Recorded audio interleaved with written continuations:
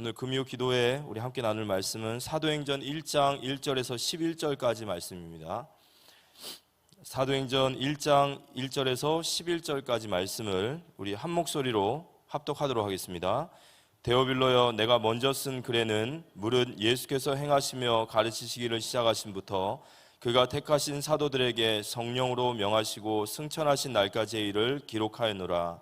그가 고난받으신 후에 또한 그들에게 확실한 많은 증거로 친히 살아계심을 나타내사 40일 동안 그들에게 보이시며 하나님 나라의 일을 말씀하시니라. 사도와 함께 모이사 그들에게 분부하여 이르시되 예루살렘을 떠나지 말고 내게서 들은 바 아버지께서 약속하신 것을 기다리라. 요한은 물로 세례를 베풀었으나 너희는 몇 날이 못되어 성령으로 세례를 받으리라 하셨느니라. 그들이 모였을 때에 예수께 여쭈어 이르되 주께서 이스라엘 나라를 회복하심이 이때이니까 하니 이르시되 때와 시기는 아버지께서 자기의 권한에 두셨으니 너희가 알 바 아니요 오직 성령이 너희에게 임하시면 너희가 권능을 받고 예루살렘과 온 유대와 사마리아와 땅끝까지 이르러 내 증인이 되리라 하시니라. 이 말씀을 마치시고 그들이 보는데 올려져 가시니 구름이 그를 가리어 보이지 않게 하더라. 올라가실 때 제자들이 자세히 하늘을 쳐다보고 있는데 흰옷 입은 두 사람이 그들 곁에 서서 이르되 갈릴리 사람들아 어찌하여 서서 하늘을 쳐다보느냐. 너희 가운데서 하늘로 올려주신 이 예수는 하늘로 가심을 본 그대로 오시리라 하였느니라. 아멘. 자, 우리 옆에 사람과 한번 인사 나눕시다. 요단을 건너는 날이 됩시다. 일단은 따라 하시면 됩니다. 또 한번 따라 해볼까요? 시딤을 떠나는 날이 됩시다. 오늘 또 우리 금요 기도에 많은 우리 성도님들이 오셨는데요. 우리 여호수아 3장 1절 말씀 한번 띄워줄 수 있나요? 여호수아 3장 1절. 금요 예배가 뭐냐라고 이제 제가 묵상하면서 3장 1절 한번 같이 한번 읽어보겠습니다. 또 여호수아가 아침에 일찍이 일어나서 그와 모든 이스라엘 자손과 더불어 시딤에서 떠나 요단에 이르러 건너기 전에 거기서 유숙하니라. 금요 예배는 뭐 하는 날이냐면요, 시딤을 떠나는 날이에요. 이 시딤이라는 뜻은 말뚝을 뽑다라는 의미가 있습니다.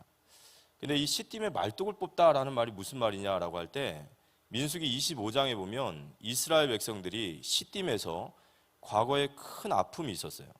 그게 바로 바알볼 사건이었습니다. 이스라엘 민족의 역사상 가장 아픈 순간, 동족이 동족을 죽여야 되는 그런 살육의 현장, 그게 바로 시딤이었어요. 그 시딤을 떠나야지 요단을 건넙니다. 근데 이 시딤을 떠나는 날에 이 시딤이라는 뜻이 말뚝을 뽑다라는 뜻이 있어요. 금요 예배는 뭐 하는 날이냐면 말뚝 뽑는 날이에요. 우리 과거의 모든 아픔과 상처와 실패의 흔적을 완전히 뽑아버리고 하나님의 새로운 시작인 요단을 건너는 이 밤 되길 기도합니다. 근데 여기 단서가 있습니다. 뭐가 있죠? 모든 이스라엘 백성은 시딤을 떠나라. 나 혼자 말뚝을 뽑으면 되겠습니까? 우리 옆에 사람과 인사 나눕시다. 우리 모든 성도가 함께 할 수 있도록 헌신합시다. 예, 그게 하나님이 원하시는 겁니다. 자, 오늘 우리가 말뚝을 뽑는 귀한 금요 예배가 됐으면 좋겠습니다. 오늘 제목은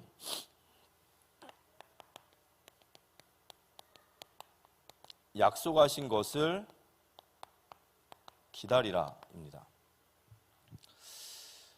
하나님의 계획이 뭘까요?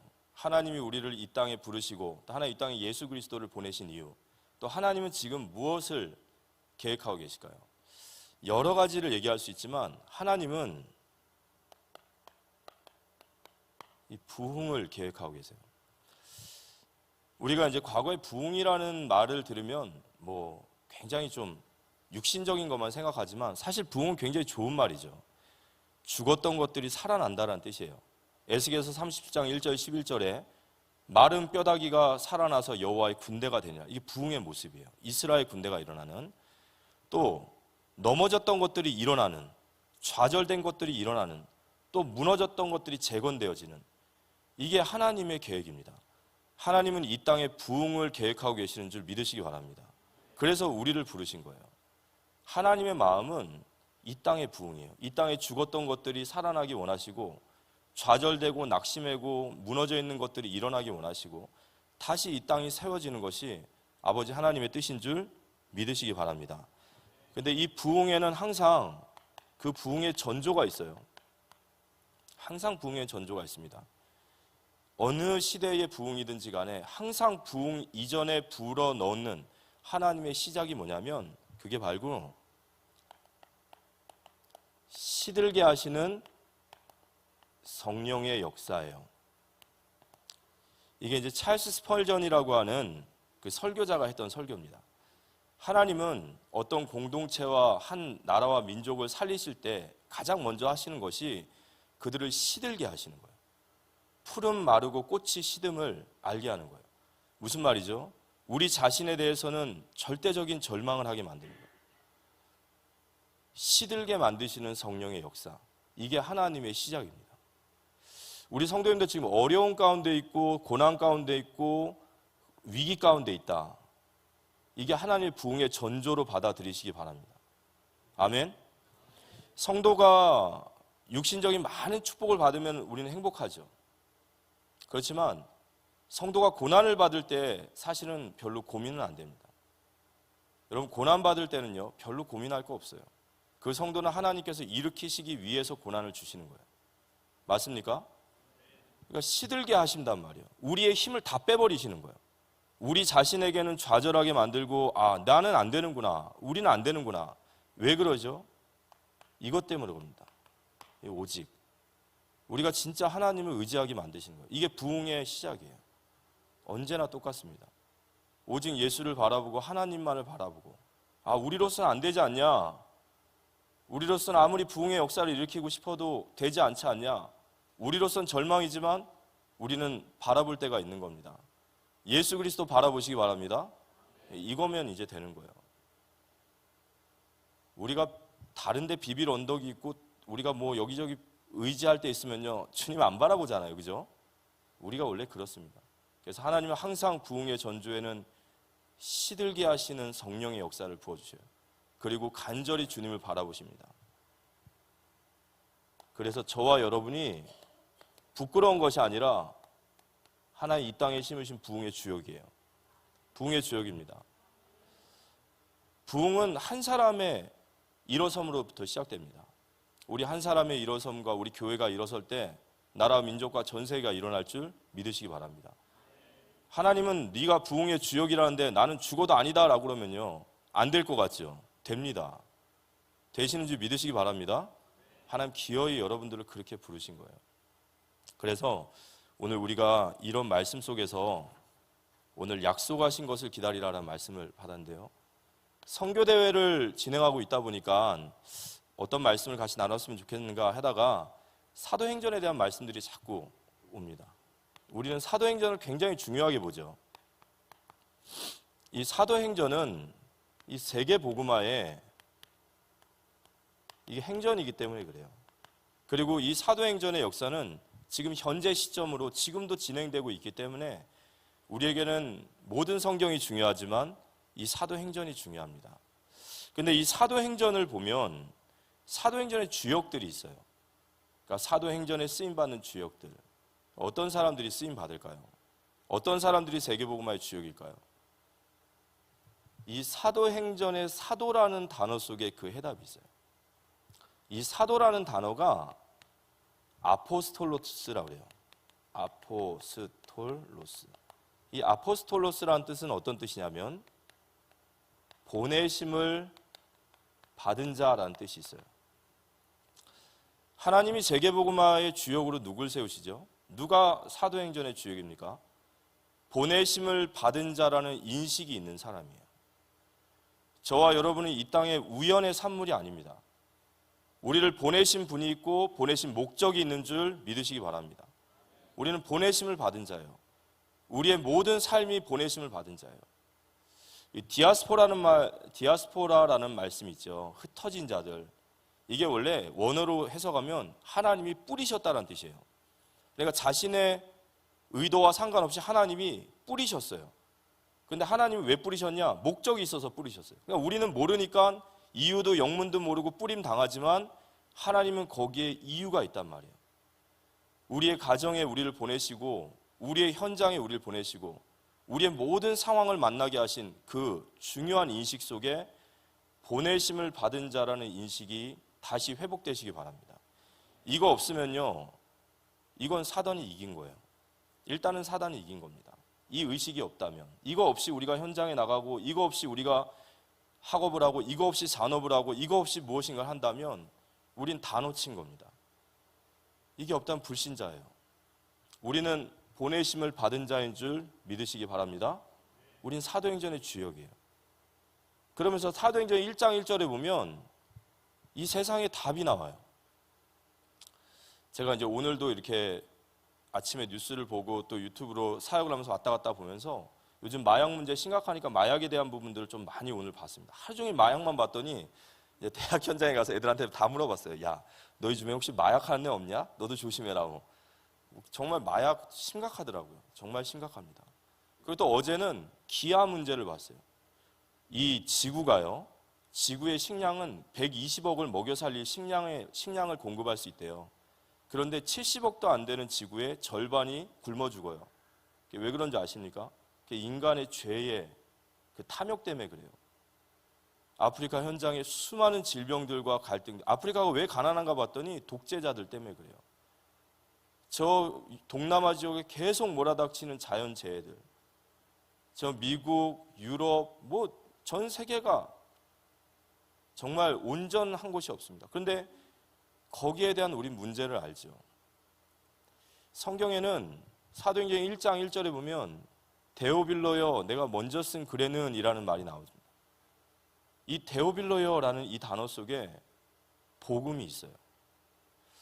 누가복음 1장에 보면 데오빌로 각하여라는 말이 나오죠. 아마 로마의 고위 공직자였을 겁니다. 뭐 장군일지 아니면 뭐 공직자일지 몰라요. 근데 이 공직자가, 고위 공직자가 복음을 들은 거예요. 그래서 누가가 그에게 예수 그리스도의 복음을 자세히 설명해서 기록한 것이 누가복음이죠. 그게 첫 번째 편지였습니다. 근데 이게 두 번째 편지가 사도행전이거든요. 근데 호칭이 바뀌었어요. 데오빌로 각하에서 데오빌로여로. 이게 무슨 변화가 있었을까요? 데오빌로 각하가 데오빌로가 됐다는 것은 복음이 그를 변화시킨 거예요. 전에는 이 사람이 각하라고 말해야 돼요. 어려운 사람이었어요. 그런데 어느 날 이 사람에게 복음이 들어가니까요, 이 사람이 하나님의 사람이 되어지니까 누가와 함께 형제가 되어지고 동력자가 되어지고 하나님과 함께 가는 길을 걷게 되는 겁니다. 이 땅에 해답은 오직 복음의 능력밖에 없습니다. 아멘. 이 세상 살리는 것은요, 문화를 변화시키고 다음 세대를 일으키고 모든 것의 총체적인 답이 뭐죠? 우리 한번 따라해 볼까요? 사람을 변화시키면 된다. 맞습니다. 사람이 변화되면 문화는 변화되게 돼 있어요. 그런데 이 사람을 변화시킬 힘이 어디 있죠? 이게 복음입니다. 우리가 가지고 있는 복음의 능력을 믿으시기 바랍니다. 우리는요, 전 세계를 살리고 다음 세대를 살리고 주님 오실 날까지 답을 가진 사람들이에요. 복음의 능력을 가진 우리를, 그 복음의 능력을 다시 한번 바라보시기 바랍니다. 이번 자체 합숙 훈련 다 등록하셨죠? 105명 등록하셨는데 등록하십시오. 가볍게 보지 마시고요. 들었던 건데 절대 아닙니다. 이게요, 귀로 듣는 것과 정말 성령이 임하시면 다른 거예요. 돈 주고도 있을 수 없는 자리예요. 어디서 그런 자리가 있습니까? 우리가 다시 한 번 더 복음의 능력 앞에 세워진 우리 모두가 되어지기를 기도합니다. 근데 제가 이 사도행전을 보면서 요즘에 가장 사실 이 얘기를 좀 하고 싶었어요. 사도행전을 왜 썼을까라는 이 생각을 참 많이 했었거든요. 그러니까 사도행전을 강해를 한다든지 사도행전을 설교를 하려면 도대체 사도행전이 뭐지? 그리고 사도행전을 왜 썼지? 이걸 알아야 되잖아요. 근데 사도행전은 누가가 데오빌로라고 하는 그 고위층 각하에게 쓴 두 번째 편지예요. 저는 이걸 보면서 늘 사도행전은 세계복음화의 행전이고 사도행전은 세계복음화의 청사진이고 내가 이 속에 있어야 되지 않나, 저는 늘 그 생각만 했었는데 사도행전을 쓴 이유는 이거더라고요. 누가가 누가복음에서는 복음을 알게 된 거예요. 이 복음을 알게 된 누가에게 사도행전을 쓴 것은 지금 누가가 데오빌로에게 하나님 이 나라를 맡기고 있는 중이에요. 하나님 나라를 맡기고 있는 거예요. 하나님께서 예수님에게 하나님의 나라를 맡기셨어요. 그 예수님께서 12사도들에게 하나님의 나라를 맡기셨습니다. 그 12사도가 누가에게 하나님 나라를 맡겼고, 이제는 그 누가가 데오빌로에게 하나님 나라를 맡기고 있는 거예요. 하나님 나라가 뭐죠? 복잡하게 설명하지 않아도 영토의 개념이 아니라 하나님이 통치하시는 나라, 곧 전도와 선교와 제자와 후도와 세계복음화예요. 지금 누가가 데오빌로에게 이 사도행전 1장부터 28장까지를 기록하면서 무슨 심정으로 지금 이걸 기록하고 있냐면, 지금 데오빌로가 이 사도행전 1장부터 28장까지를 정권을 다 보는 거죠. 한 장 한 장씩 매달 1장, 2장 보낸 게 아니라 28장 전체를 써서 보냈어요. 그럼 지금 데오빌로는 사도행전의 1장부터 28장까지 보고 있습니다. 그가 1장부터 28장까지 부활하신 주님이 성령으로 제자들과 함께 하시며 그 연약한 초대교회를 통해서 세계복음화가 이루어가는 걸 보면서 데오빌로 가슴속에 뭐가 담겼을까요? 제가 새신자 때 복음을 받고 합숙을 가서 은혜를 정말 크게 받았습니다. 저는 합숙에 굉장히 큰 은혜를 받았어요. 그리고 나서 이제 내가 복음 전해야 되는구나 라는 생각을 하고 그때부터 복음 전해야겠다라는 생각을 했습니다. 근데 그 당시에 저희 교회에 목사님이 늘 테이프를 이렇게 많이 두셨어요. 아실 거예요. 뭐 창세기 3장, 그 다음에 사단, 뭐 불신자 상태, 신자의 축복, 우리 막 늘어져라 보셨을 거예요. 그 중에 가장 저는 명작으로 뽑자 하면은 사도행전입니다. 사도행전에 한 장짜리 테이프가 있었어요. 하나짜리가. 거기에 앞뒤해서 1장부터 28장까지 있는데, 이 사도행전 1장부터 28장까지 목사님이 강해를 하시는데, 이 사도행전의 말씀을 하시면서 목사님이 걸어오셨던 전도운동에 대한 이야기를 쭉 하시는 거예요. 빈민 선교에서 빈민 구제하시다가 어느 날 사모님의 일이 일어나고 하나님 앞에 기도하다가 내가 은과 금이 아니라 복음 전하겠습니다 말할 때 일어났던 그 역사들을 보면서 놀라운 거예요. 야, 진짜 사도행전의 역사라는 게 있는 거구나. 정말 성령의 역사라는 게 이게 그냥 책이 아니라 이 성령께서는 지금도 역사하고 계시는구나. 제가 이제 목사님이 그걸 보면서 제 마음속에 하나님이 나에게 하나님의 나라를 맡기셨다라는 게 담겨지는 거예요. 내가 세계복음화의 주역이구나. 내가 이 복음운동 해야 되겠구나. 의사 누가가 데오빌로라고 하는 복음의 눈을 뜬 그에게 이 사도행전을 쓰면서 그에게 하나님 나라를 맡기고 있는 겁니다. 우리 모든 성도님들이 이 응답과 축복받기를 기도합니다. 그럼요. 이게 우리가 받아야 될 진짜 응답이에요. 우리가 전한 어떤 사람이 복음을 받고 그 사람에게 우리가 하나님의 나라를 맡기는 거예요. 누가가 데오빌로를 보았을 때 제자나 아니면 밑에 사람이나 그렇게 봤다 생각하지 않습니다. 누가는 데오빌로를 복음운동의 동력자로 봤고 그에게 진정으로 하나님 나라를 맡기기 원한 거예요. 사도행전 이후에 데오빌로는 나오지 않습니다. 그렇지만 분명한 것은 만약 데오빌로의 마음속에 하나님의 나라가 담겨졌다면, 그가 세계복음화의 주역이라는 언약의 바톤을 잡았다면 그는 어디에 있던지 간에 분명히 세계복음화 속에 있었을 겁니다. 우리가 만나는 모든 사람들, 우리의 가정, 우리의 모든 현장, 우리 응답은 다른 것이 아니라 바로 이 하나님 나라를 맡길 그 제자, 그 동력자, 그 믿음의 사람, 그 사람을 세우는 우리 모두 되어지기를 기도합니다. 그래서 사도행전의 주제는 하나님의 나라의 일을 맡기고 있는 거예요. 그래서 하나님의 나라, 세계복음화를 이제 맡긴 겁니다. 이 세계복음화의 말씀을 명령하신 주님께서 그러면 얼마나 현장이 시급해요. 그죠? 지금 현장에 마약으로 다 죽어가고 아이들 정말 이로 말할 수 없는 고통 가운데 있는 현장에 빨리 가라. 세상이 시급하니까 빨리 가라 라고 말씀하셔야 되는데 주님께서 제자들에게 뭐라 하시냐면 약속하신 것을 기다리라 말씀하세요. 정말 중요한 시간표가 시급한 시간표인데 주님께서 빨리 가라가 아니라 약속하신 것을 기다리라 말씀하십니다. 사도행전 1장 4절에서 5절.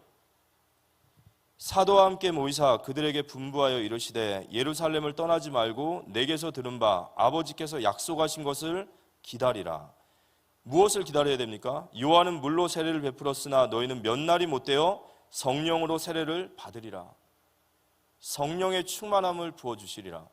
누가복음 24장 45절에 49절에 보면 이에 그들의 마음을 열어 성경을 깨닫게 하시고 또 이르시되 이같이 그리스도가 고난을 받고 제3일에 죽은 자 가운데서 살아날 것과 또 그의 이름으로 죄사함을 받게 하는 회개가 예루살렘에서 시작하여 모든 족속에게 전파될 것이니 그것이 기록되었으니 너희는 이 모든 일의 증인이라. 49절 볼지어다 내가 내 아버지께서 약속하신 것을 너희에게 보내리니 너희는 위로부터 능력으로 입혀질 때까지 이 성에 머물라 하시니라.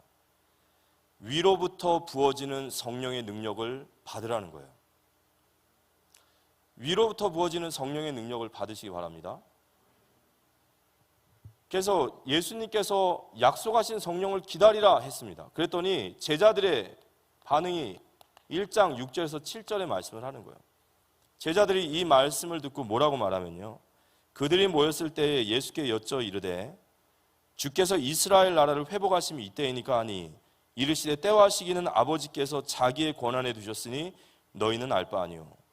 자, 예수님께서 위로부터 부어질 성령의 능력을 받으면 너희는 예루살렘으로부터 온 유대 사마리아까지 복음을 증거할 증인이 될 것이다 라고 말을 해요. 너희가 이 일의 증인이다 말합니다. 그런데 제자들은 뭐라고 얘기하죠? 이스라엘을 회복하실 때가 이때이니까. 이 회복이라는 단어는 지극히 정치적이고 영토적인 거예요. 이들은 여전히 예수님이 다시 오실 그 부활의 주님을 뭘로 생각하냐? 로마의 압제에서 우리를 구원할 정치적인 메시아로 생각하는 거예요. 예수님 마음 어떠셨을까요? 이제 예수님이 부활하셔야 돼요. 이제 승천하셔야 됩니다. 3년 동안 기껏 가르쳐 놨어요. 이제 올라가셔야 돼요. 그리고 이거 바톤을 잡아서 제자들이 이거 가야 되는데 한다는 소리가 예루살렘을 회복할 때가 이때니까 기가 막히죠. 사역하다 보면 그런 거 많이 느낄 때 있습니다. 아니 이렇게 그렇지만 하나님 만들어 가실 줄 믿습니다. 기가 막힌 거죠. 세계복음화를 위해 이제 뛰어가야 될 제자들이 여전히 선민 사상을 벗어나지 못하고 여전히 예루살렘을 회복할 때가 이때니까 라고 얘기하는 거예요. 이게 얼마나 뿌리 깊게 내려져 있는지 주님과 3년을 공생애 하고 40일 동안 하나님 나라를 말하고 부활을 보아도 바뀌지가 않는 거예요. 그때 예수님께서 제자들에게 말씀하시는 거예요. 사도행전 1장 8절에 오직 성령이 너에게 임하시면 너희가 권능을 받고 예루살렘과 온 유대와 사마리아 땅끝까지 이르러 내 증인이 되리라. 오늘 이 말씀 속에서 예수님께서 세 가지 부탁을 하십니다. 사도행전을 기록한 사람이 누구죠? 누가, 그죠? 그렇지만 성령님이세요. 맞습니까? 그래서 지금 이 말씀을 받는 자가 똑같은 말씀을 받고 있는 거예요. 지금 성령께서 우리에게 하시는 말씀이에요. 사도행전 1장 8절을 하시면서 세 가지 우리에게 부탁을 하십니다. 첫 번째가 뭘까요? 오직 성령이 너희에게 임하시면. 이건 우리가 인위적으로 할 수 있는 건 아니에요. 그렇지만 너희가 세상에 나가기 전에 주님이 우리에게 부탁하신 것은 뭘까요? 권능을 받아라 이거예요. 권능을 받아라. 이 권능이라는 말이 왜 중요하냐면 이 권능이라는 말이 바로 듀나미스예요. 이 듀나미스라는 말이 이게 영어로 해석되어질 때 다이너마이트라는 뜻이 있는데 이 듀나미스라는 뜻이 왜 중요하냐면 폭발력이라는 부분이 있어요. 그러니까 이 듀나미스라는 단어가 어떤 단어냐면 그 고대 사람들에게 있어서 수치로 환산할 수 있는 가장 높은 단위의 폭발력을 말한다는 거예요. 그러니까 뭐 한 1톤짜리 막 TNT, 막 핵폭탄 하나가 뻥 터지는 거예요. 이 권능이 성령의 권능을 입으면 성령의 능력이 임하면 권능을 받고 듀나미스, 이 폭발력이 일어나는 것을 보고 권능이라고 합니다. 이게 왜 중요하죠? 1세대 초대교회, 1세기의 초대교회 사람들은 쫓겨가고 핍박받고 가는 곳마다 그 가는 지역마다 우상의 나라마다 이 복음의 폭발이 일어난 거예요. 그들이 가는 곳마다 소동이 일어났어요. 복음을 선포하는 곳마다 소동이 일어나고 문제가 터지고 난리가 일어난 거예요. 왜냐? 복음이 선포되는 곳마다 그 나라와 민족들이 막 뒤집어지는 거예요. 초대교회의 성도들은 가는 곳마다 조용하고 얌전하고 신사답고 젠틀하고 아니라 그들이 가는 곳마다 그 모든 현장들이 뒤집어 엎어지는 거예요. 초대교회 성도들의 별명이 뭔지 아십니까?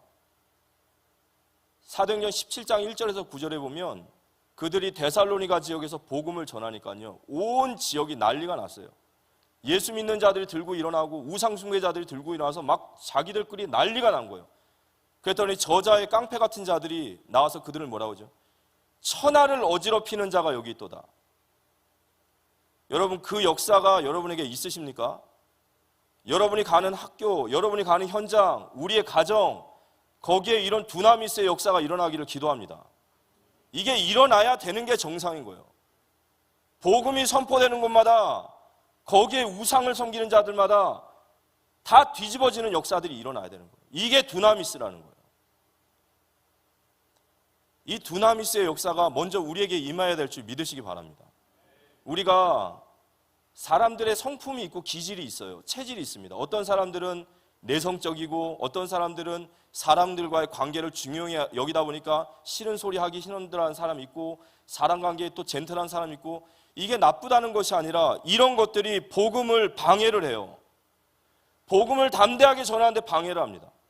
또 어떤 사람들은 너무 덤벙대고 실수하고 막 가지고 있는 체질에 다혈질에 이런 것들이 또 복음을 막 방해해요. 질문 하나 드리겠습니다. 사람이 변할 수 있습니까? 사람 변할까요? 그 성품과 기질이 변할 수 있을까요? 변합니다. 그게 두나미스예요. 성령의 권능이 임하면요, 우리가 복음에 유익된 자로 변하게 될 줄 믿으시기 바랍니다. 우리의 내성적인 성품도, 우리의 인간관계 속의 연약함도, 우리의 다혈적인 성격도, 더러운 성품도, 뭔가 부족한 것도 하나님의 성령의 권능에 붙잡히면 복음을 담대하게 전할 수 있는 이 두나미스의 역사가 일어날 줄 믿으시기 바랍니다. 오늘 초대교회 이 사람들 변하겠습니까? 예수님과 함께 했던 사람인데 기껏 한다는 소리가 예루살렘을 회복할 때가 있다니까 절대 안 변할 것 같죠? 근데 그들은 사도행전 2장에 변화됐어요. 오순절에 마가다락방 역사 같은 성령의 충만함 이후에 그들은 완전히 변화된 줄 믿으시기 바랍니다. 이 두나미스의 역사가 일어나야 되는 거예요. 위로부터 부어지는 성령의 권능을 받고 저와 우리 모든 성도님들이 가는 곳마다 이 폭발력의 역사가, 가는 곳마다 소동이 일어나고 가는 곳마다 문제가 터지고, 이 문제가 나쁜 의미가 아니에요. 나쁜 의미가 아닙니다. 복음이 떨어지니까 내가 너에게 화평을 주러 온 줄 착각하지 마라. 내가 너에게 화평을 주러 온 것이 아니라 검을 주러 왔노라. 아멘. 우리가 가는 곳마다 이 마귀의 나라가 박살나니까요, 소요가 일어나고 난리가 일어나고 소동이 일어나야 되는 거예요. 들썩들썩 일어나야 되는 겁니다. 우리 부서가 일어나야 됩니다. 교회가 일어나야 됩니다. 우리 지역과 산업이 일어나야 될 줄 믿으시기 바랍니다. 이 두나미스의 능력을 믿으십시오. 예수님의 부탁이에요. 성령의 권능, 위로부터 부어지는 그 권능을 받으라는 겁니다. 두 번째, 이 권능 받고 이제 너희가 증인이 되리라고 그랬어요. 우리의 정체성입니다. 여러분, 누가 여러분들에게 물어보면요, 당신 누구십니까? 라고 물어보면요, 우리의 정체성 뭐죠? 따라해 볼까요? 나는 그리스도의 증인이다. 그거 이상으로 우리의 정체성이 뭐가 있습니까? 우리가 살아가면서 우리의 정체성, 우리가 예수 그리스도의 십자가와 부활을 증거할 증인인 줄 믿으시기 바랍니다. 그건 우리가요, 복음을 전하고 우리가 전도지를 전하는 것도 있지만 그걸 우리의 전 삶을 통해서 이루어 나가는 거예요. 우리가 가는 모든 현장들마다, 내 가정마다, 내 학교 현장마다 우리를 통해서 예수 그리스도의 증인으로 우리가 설 수 있도록 증인이 되리라 그랬습니다. 이게 우리의 정체성이에요. 그런데 이 말씀을 하시면서 이런 얘기를 하세요. 예루살렘과 온 유대와 사마리아와 땅끝까지 이르러 내 증인 되리라. 이 말씀 속에는 두 가지 의미가 있어요. 첫 번째는 여기에는 순서가 있습니다. 우리가 땅끝까지 증거돼야 되지만 이 성령 충만함의 증인의 가장 1순위의 자리가 바로 우리 가정이에요. 에베소서 5장 18절에 보면 너희가 술 취하지 말라 이는 방탕한 것이니 성령의 충만함을 받으라 그래요. 그러면서 성령 충만 받은 인생을 한번 볼까요? 19절. 성령 충만 받은 사람은요, 5장 19절 한번 보여주시겠어요? 성령 충만 받은 사람은요, 시와 찬송과 신령한 노래와 서로 화답하며 너희의 마음을 주께 노래하며. 성령 충만한 사람은요, 찬양이 넘쳐요. 20절 보면 예수 그리스도로 말미암아 범사에 하나님께 감사하게 돼요. 그러니까 성령 충만한 사람의 그 외적인 모습이 뭐냐? 하나님을 찬양하고 범사에 감사하는 자. 그러면서 또 나옵니다. 뭐라 나오죠? 21절. 피차 서로에게 복종하기 위함이다. 그리스도를 경외함으로 피차 복종함이라. 근데 이 성령 충만 받아라 라고 하고 나서 그 다음에 나오는 현장이 어디죠? 아내들아 이렇게 나와요. 아내들아 남편들에게, 남편들아 아내들에게, 자녀들아 부모에게, 부모들은 자녀에게.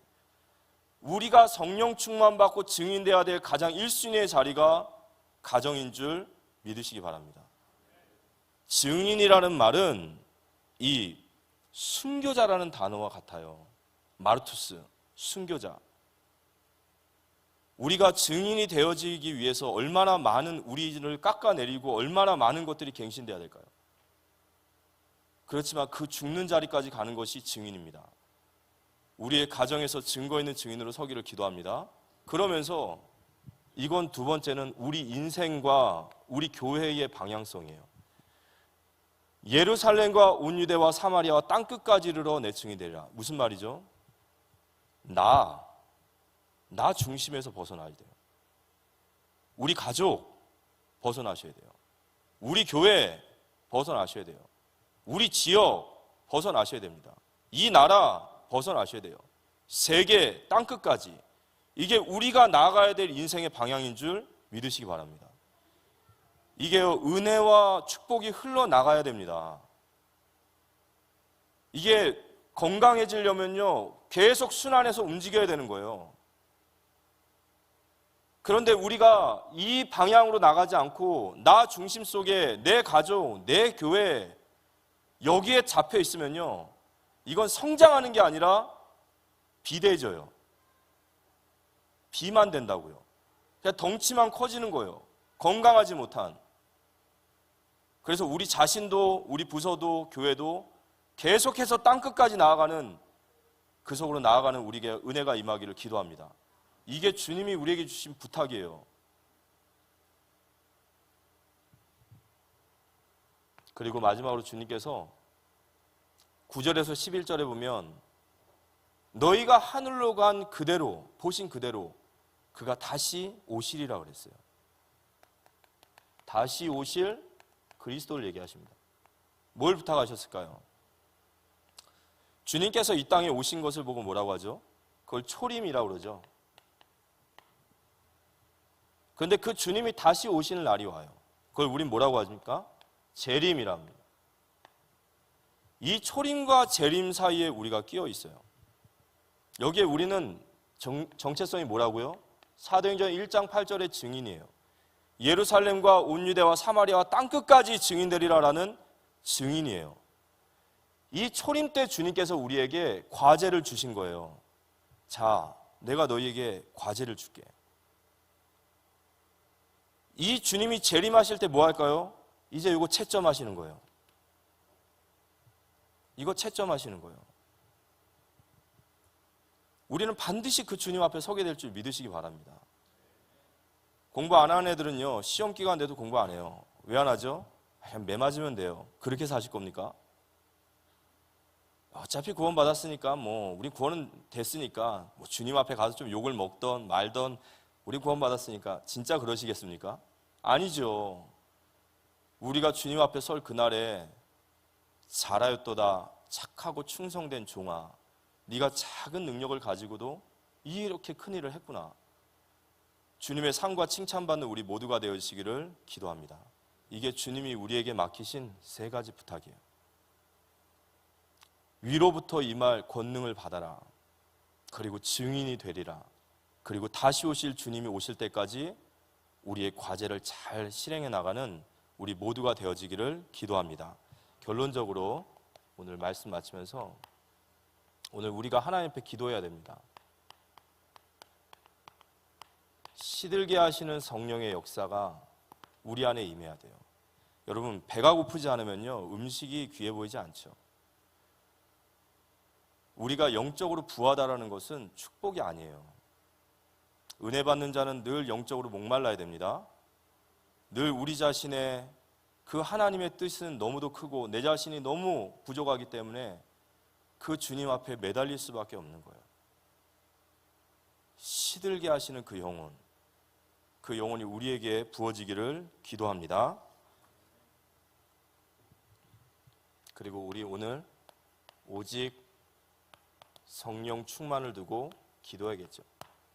정말 위로부터 부어지는 이 권능이 나 자신에게, 우리의 부서에, 교회에, 이 나라 민족에 부어질 수 있도록 우리가 기도해야 됩니다. 그리고 우리가 하나님 앞에 이렇게 설 때에 하나님은 우리를 통해서 이 약속하신 성령을 부어주시고 하나님의 계획, 곧 부흥의 역사를 우리에게 주실 겁니다. 약속하신 것을 기다리라. 오늘 주님의 말씀을 믿음으로 받고 주님 앞에 기도하며 나는 위로부터 권능을 받아야겠구나 라는 마음의 간절함이 있으시다면 오늘 그 주의 성령께서 우리에게 임하실 줄 믿으시기 바랍니다. 우리 기도하고 마치겠습니다. 기도하도록 하겠습니다. 하나님 감사합니다.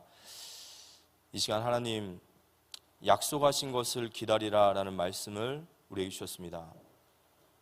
두나미스의 그 하나님의 권능이, 위로부터 임하시는 성령의 능력이 우리에게 부어지는 시간이 되게 하시고, 하나님 오늘 우리가 주님 앞에 기도하는 이 시간에 우리의 인생의 시딤을 떠나는, 말뚝을 뽑는 하나님 귀한 축복의 시간, 하나님 앞에 정말 기도하는 귀한 시간 될 수 있도록 은혜 내려 주시옵소서. 살아계신 예수 그리스도 이름으로 기도합니다. 아멘.